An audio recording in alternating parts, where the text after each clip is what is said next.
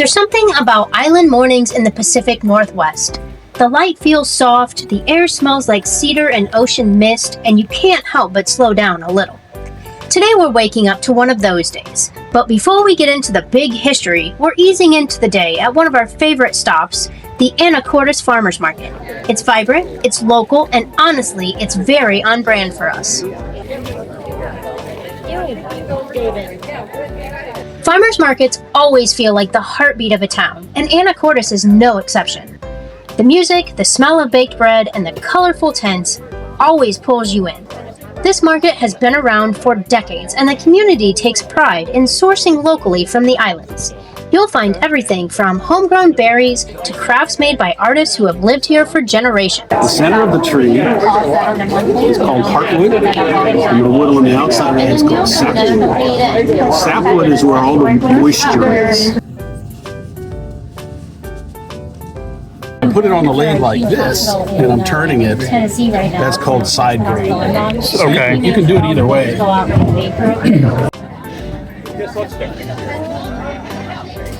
We need these guys. I like these guys. They're called stompers because you can do this.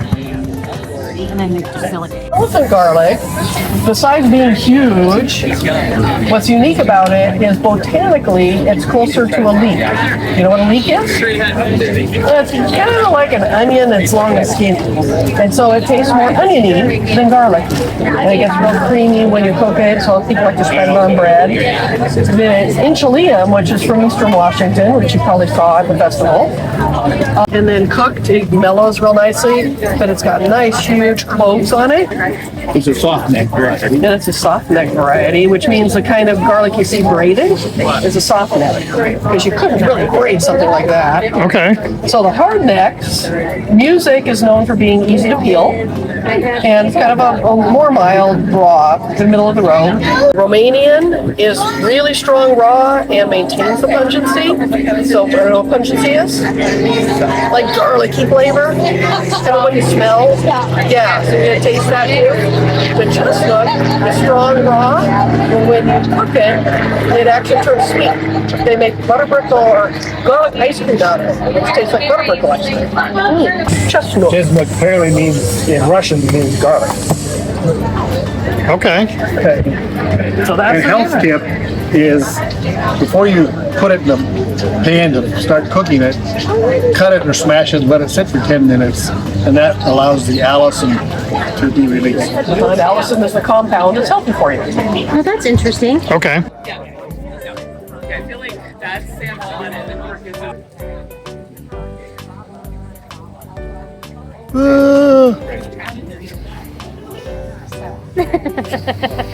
Fresh fruit in the PNW just hits different. It's the cool summer nights and the rich volcanic soil.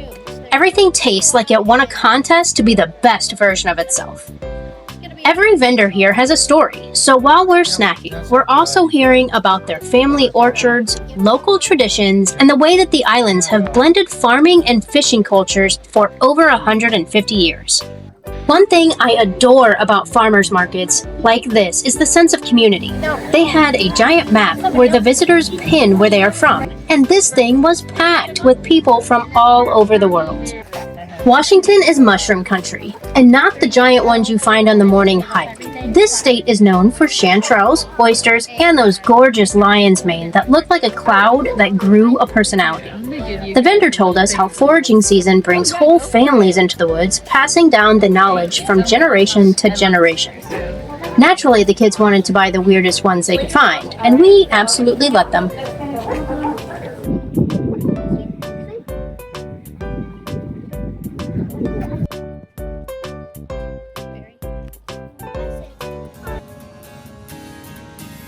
Crossing Deception Pass never gets old. The bridge was built in 1935 by the Civilian Conservation Corps, the young men working during the Great Depression who left an enormous legacy of trails, bridges, and park improvements across this great country.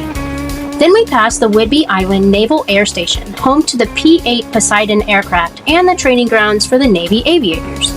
A little further down the road, a Dutch-inspired hotel pops up, and before we knew it, we were pulling into Fort Casey State Park.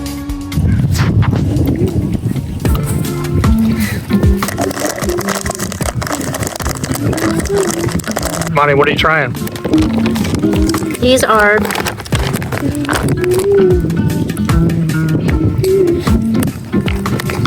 wild onion and yogurt. That's what happens when I let Jeff go shopping without me. Let me try one. Yogurt potato chips. What the?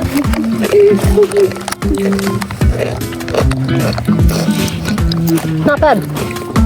I think this is like a Canadian brand. I don't know, they have all kinds of weird ones, and I just thought, we'll try it, see what happens. What's the worst that can happen? I'm gonna throw it away and waste $2 on a bag of chips. I like my Cheetos more, thank you. Oh, did you catch that? It's so good, it's like jumping out of my mouth. Actually, that's pretty good. Yeah, it's not bad. It's really no different than sour cream and onion. No.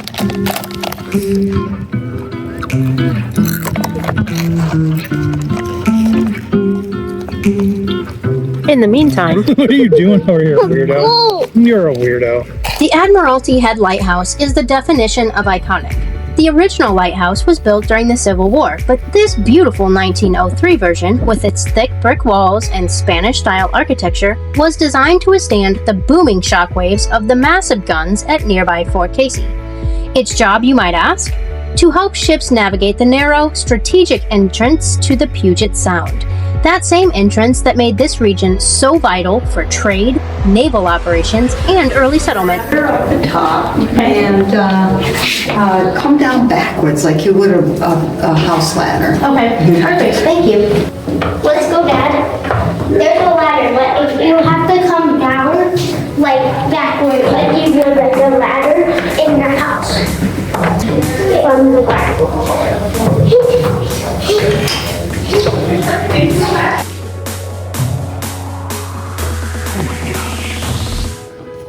I could not imagine having to do this to come to work every day. You wouldn't. Hey, at least it's a view. Then you can go. What's that view called? It's called a bench. Oh, look, they even have bench. That's cool. Gertie, what is that? Dan's next. I'm waiting for her to get that. Thank you, Bonnie. Gertie, stop. Let her go. Why can't I go down? I'm trying. Going down, Lotto. Going down. Pro tip, go down backwards.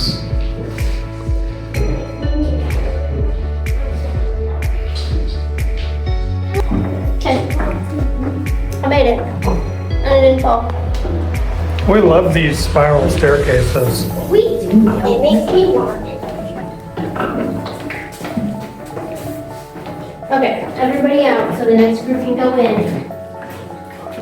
Thank you. The lighthouse keeper's life was tough but important. They kept a constant watch, maintained the Fresnel lens, and signaled ships during foggy weather using giant metal discs called fog signals. The fog here could roll in so thick that your world shrunk to a few feet. Those signals saved countless ships. So they would have to light it up.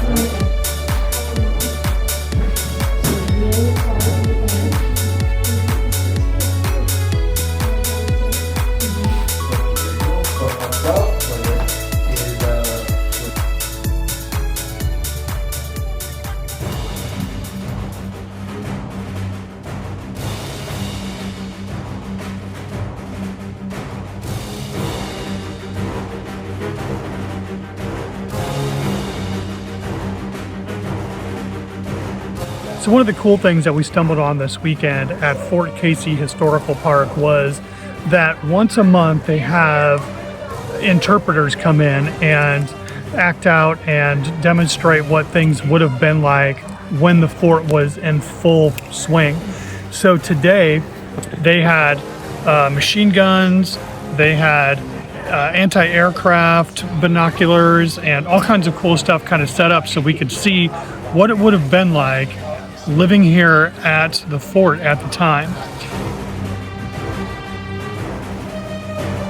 Fort Casey isn't just any fort. This was once one of the most powerful coastal defense sites in the United States. Built in the 1890s, it formed one corner of the Triangle of Fire, 3 massive forts controlling the entrance to the Puget Sound. If an enemy ship tried to sneak towards Seattle, Tacoma, or Bremerton's naval yards, well, these forts would unleash absolute devastation. Standing here, you can feel how carefully planned everything was. The layout, the crossfire angles, the bluff heights. It's a masterpiece of military engineering.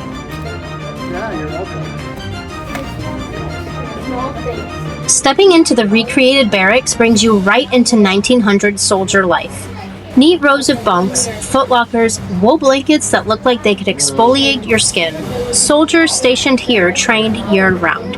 Their daily schedule involved drills, artillery practice, lookout duty, maintenance on the massive guns, and plenty of routine tasks to keep the fort running like a machine. Even though coastal artillery became old news by World War II, life here shaped entire generations of soldiers.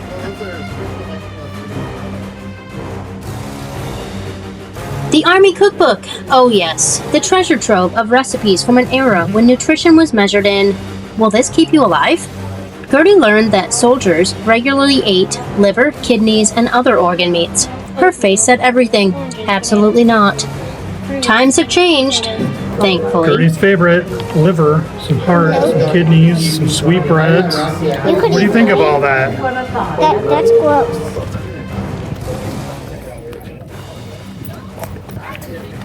The lookout tower gives one of the best panoramic views of the Sound. From here, officers could signal the neighboring forts, monitor ship movements, and track potential threats from the Strait of Juan de Fuca. Back then, spotting an unknown ship would have set off an entire chain reaction, alarms, mobilization, and gun crews racing to stations. Today, we're just spotting the best place to take photos.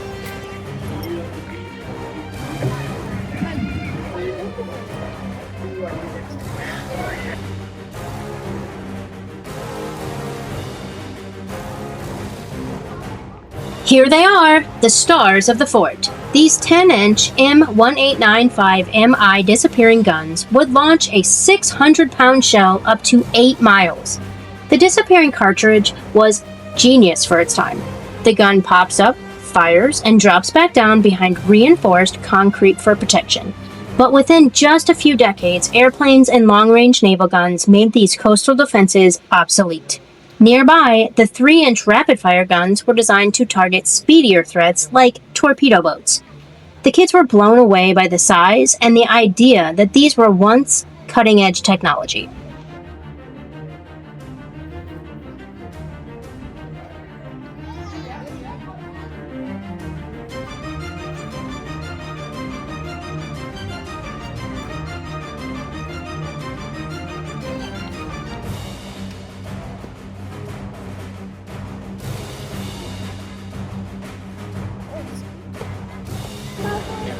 Hey, Mom. What's up? What's up, bro?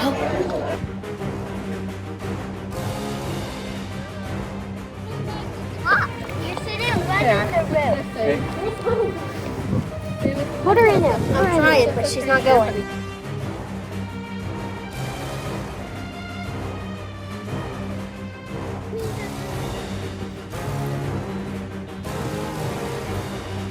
These tunnels are some of the coolest parts of Fort Casey. Dark, echoey, and full of history. Officers use these spaces for mapping, strategy, and coordinating between the 3 Triangle of Fire forts. During drills, these tunnels buzzed with activity. Soldiers hustling between lookout points, filling the loading rooms and communication centers. It's incredible to imagine the energy that once filled this place.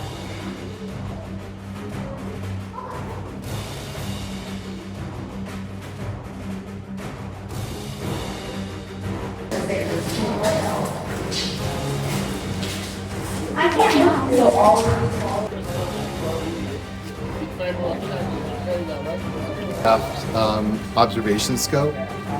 So I'm trying to keep the aircraft in my it's kind of it takes a lot of skill because they're moving 300 miles an hour and and your job on this side, the only job is to keep that airplane in the crosshairs And then there was a third guy who was looking at these dials, and he was called a recorder, and he's shouting out how, you know, what the heading was, what the elevation was. Here it was typically a 3-inch gun, and then that was kind of like how high would they raise the barrel. We used here was the 3-inch shell. So that was the original aircraft shell. I know, it's pretty good. You want to hold it? So is it because it's 3 inches in diameter? Correct. Yeah. Actually, Okay. yeah. The actual projectile is 3 inches at the widest part. As the war progressed, we actually, even that wasn't big enough. So then, can you pick this one up? That doesn't even have the projectile. That's a 90 millimeter. So that's what. Think about if it was full of gunpowder and Exactly. You not even have the metal part yet. There's like a big shell. Bullet. Yeah, bullet on the top. So that was the biggest one we had, and that's what we used almost up until the 1960s. So the officer could be looking through here, and the trench line might be here. But what people figured out is that because it was so optically good, you had really good binocular vision, that it was very useful to survey the battlefield, or you were trying to survey the general area. This would be like what a higher ranking officer would probably use. It really, really 3D. You could unscrew this and then pull these down. whoa. So now you have really, really wide view. I personally don't see a whole lot of difference. Theoretically, that gives you a much better angle of binocular vision, so like more of a 3D effect. This World War II machine gun, it used to shoot the planes that were too close to the fort if the people over there didn't do their job right. During World War II, Fort Casey added anti-aircraft machine guns to defend against enemy planes. The fort never actually saw combat, but these installations were a part of America's broader coastal defense strategy during wartime. Seeing the historic vehicles really ties everything together. From the coastal artillery to wartime transportation, this fort preserves so many different layers of military evolution. Dean decided he wanted one, and we told him no. No, we're filming for video. Thank you. Thank you, though. After exploring every nook and dark tunnel of this fort, the kids finished the last pages of their Junior Ranger booklet, identifying the historic features, answering questions, and learning how this fort worked as a team. We love how programs like this turn history into a hands-on adventure. Cannons. So now what do we do, guys? Well, we finished our Junior Ranger book, so let's go turn them in and see if we can get our Junior Ranger badges, of course. Let's go. Junior Rangers, read. Back at the ranger station, it's badge time. A little reward for exploring, asking questions, and soaking up new knowledge. Their smiles say it all. If you enjoyed this adventure, don't forget to smash that subscribe button and like this video. Thank you for joining us, and as we always say, never stop exploring.